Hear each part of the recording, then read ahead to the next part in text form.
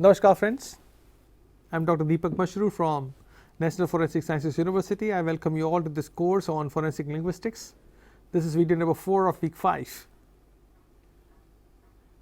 This is going to be a very interesting topic as we will talk about deepfakes today, because today we will walk into one of the most futuristic and challenging frontiers of forensic linguistics.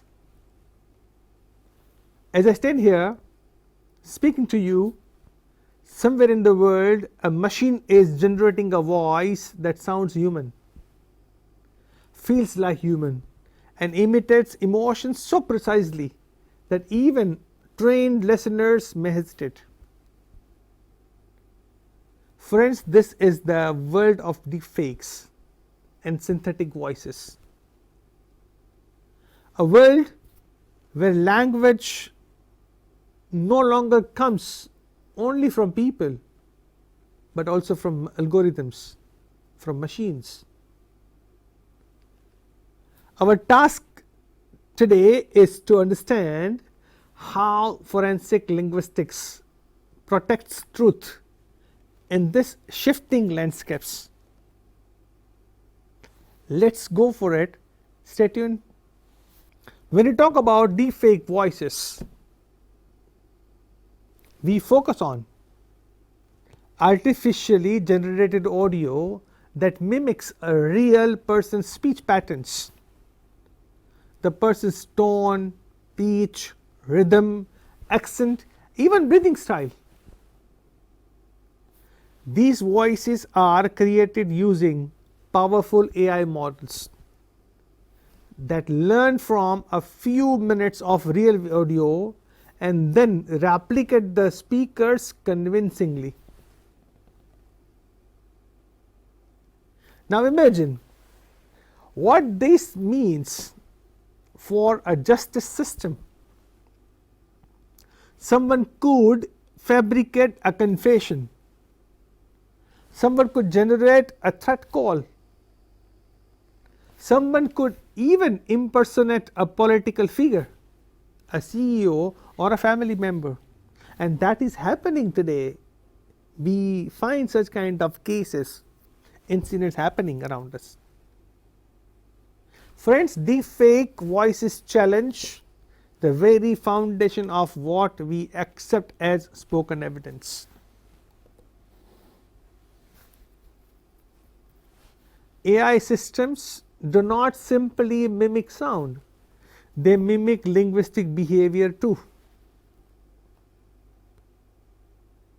But the question is how this deepfake learn language. They analyze how a person forms sentences, where they pause, how their intonation rises. At the end of the question, how they flatten during serious statements. Each and every minute thing. These models observe patterns in functional words, stress patterns in multisyllable words, and micro behaviors that humans don't consciously notice. Deepfake generation is not just audio manipulation, it is linguistic modeling, and because it is linguistic, it becomes part of forensic linguistics. Friends, for every technology there are usage and there are misuses. Cut. Friends, the way criminals leverage technology in committing crime, in the same way as forensic linguists, we can also leverage technology to identify them. How we can reverse this pyramid, we will talk about it today. Friends, synthetic audio becomes dangerous when it enters legal contexts. Courts traditionally rely on speech evidence because the human voice carries authenticity. But deepfakes distort this authenticity, and harmful consequences follow.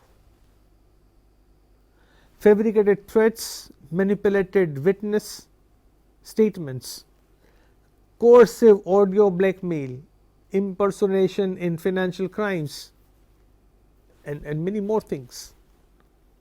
If courts cannot distinguish genuine voice from synthetic voice, linguistic integrity collapses. And that's why understanding the linguistic markers left behind by deepfake generators is very crucial. And that's the reason why synthetic voices are dangerous. As I told you that how we can leverage this for investigation. Let's talk about detection. Deepfakes, no matter how advanced, contain linguistic and paralinguistic cracks.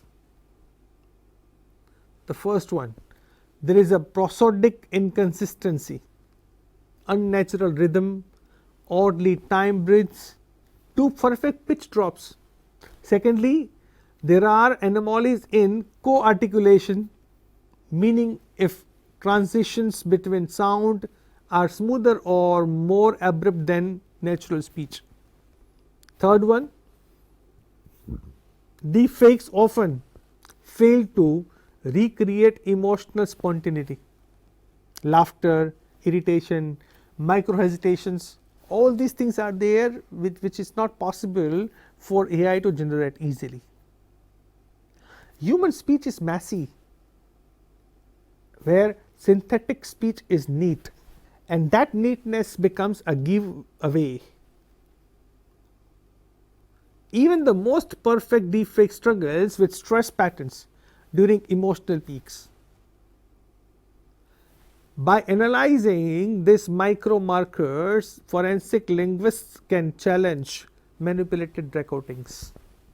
As I told you earlier, before a few minutes only, that we can reverse the pyramid, and this technology's advancement can be useful for investigation.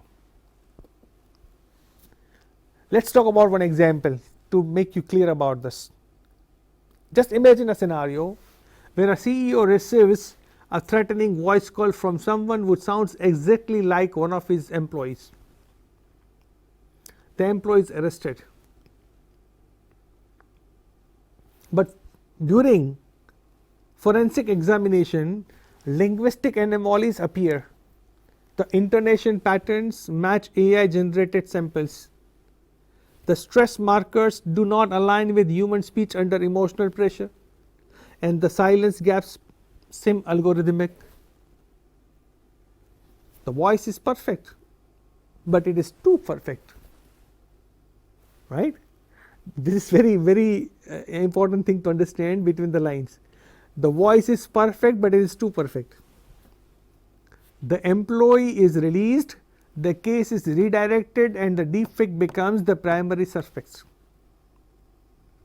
Linguistic science prevents a wrongful arrest, and that's the advantage. See, there are situations where AI fails, but humans don't. Despite the breakthroughs, AI still struggles with certain human linguistic behaviors like sarcasm, humor, irritation, spontaneous interruptions. These are deeply human and very difficult to stimulate authentically. AI may produce grammatically correct sentence, but it often fails to reproduce the emotional layering within speech. Humans compress emotion into rhythm. Machines mimic emotion through repetition. This difference becomes our biggest tool for forensic verification, and that becomes the very reason for narrow down the person. If you look at it, the synthetic voice in cybercrime, it is a new weapon, believe me. Synthetic voices are now used in cyber extortion. A criminal may call a parent using the AI generated voice of their child claiming to be kidnapped. They may be call a bank pretending to be a manager, They may generate a recorded confession. Friends, synthetic voices expand cybercrime beyond written messages into audio deception. This is why linguistic expertise must now include voice pattern recognition. We must teach courts that what they hear might not be human at all, and that is very much required. If we can do this, we can definitely help the judiciary system. Now just imagine this challenge inside the courtroom. Traditionally, recorded speech was considered strong evidence. It carried tone, intent, personality. But deepfake voices challenge evidentiary assumptions. If a confession recording is synthetically created, how do we tell? If a threat call is manipulated, how do we verify? Forensic linguistics, friends, steps in as a guardian of truth. Linguistic integrity becomes essential for fair trials. Courts must learn the difference between acoustic authenticity and linguistic authenticity. And friends, these two are very different things. If I ask you a question,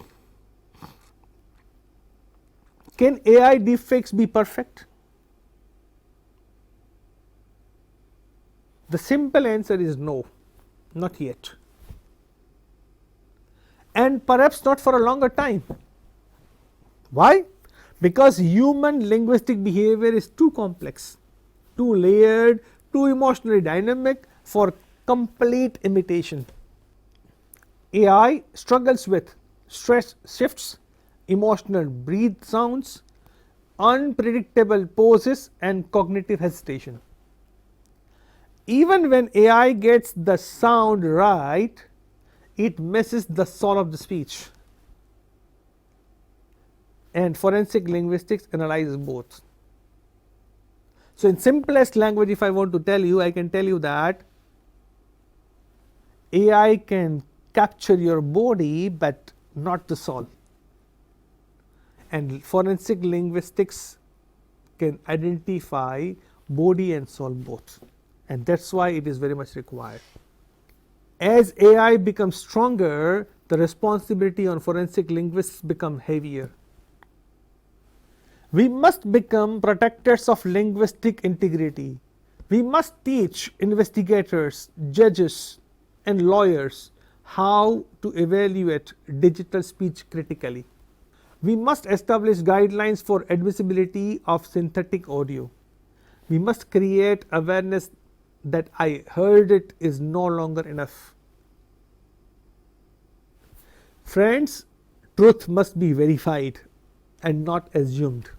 As you continue through this module, begin training your ears not just to hear sounds but to hear the patterns.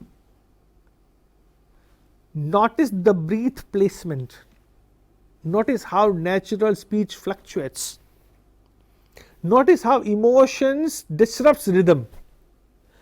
When you begin to hear these elements, which are between the lines, the deepfake voices become more transparent. Dear friends, linguistics gives you the tools to detect deception even when the deception is engineered by the machine. That's the power of forensic linguistics. I am very much happy to be with you people exploring the nuances of forensic linguistics.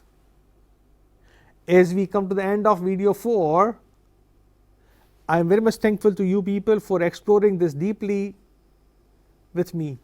Deepfakes are not just a technological challenge, they are a linguistic challenge. And linguistic science gives us the clarity we need to navigate this confusion. In the next video, we will discuss about WhatsApp chats and online grooming patterns, where digital conversation becomes the battlefield of trust, manipulation, and intent. I'll catch you in video 5, week 5. Till then, stay tuned. Thank you very much. Namaskar.